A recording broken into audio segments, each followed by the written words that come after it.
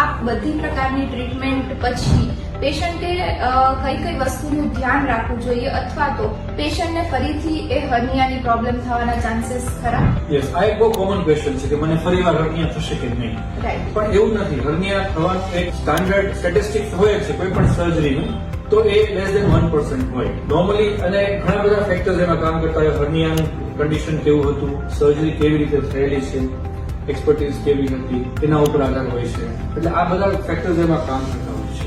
નાની મોટી તકલીફો ક્યારેક થઈ શકે પેશન્ટને, પણ એ બધી જ મેનેજેબલ હોય છે. એમાં કોઈ એવી વસ્તુ નથી કે જે બહુ અલાર્મિંગ પ્રોબ્લેમ ક્રિએટ કરી શકે. બીજું કે રિકવરી જે ફેઝ જે છે એમાં અમારો એક સ્ટાન્ડર્ડ પ્રોટોકોલ હોય છે.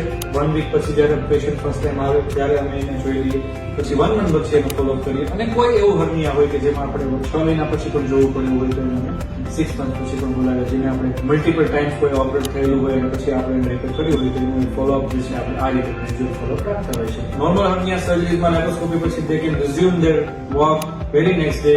નોર્મલ એક્ટિવિટીઝ બધી જ કરી શકતા હોય છે. ખાલી આપણે ક્યારેક વેઇટ બેરિંગ છે કે એક્ઝર્શન છે, આપણા પેટ ઉપર ટમી ઉપર ન આવે એના માટે આપણે થોડો સમય માટે કે 1 મંથ માટે આપણે એને એડવાઇસ કરતા હોઈએ છીએ અવોઇડ કરવા માટે. બાકી બેન્ડ થવું, કામકાજ કરવું એ બધી જ વસ્તુઓ છે, રૂટીન છે, એમાં કોઈ જાતનો બહુ ફેરફાર કરવાની જરૂર પડતી નથી. જ્યારે સર ઓપન સર્જરી હોય ત્યારે ધ્યાન રાખવામાં આવતી વસ્તુઓ વધારે બની શકે.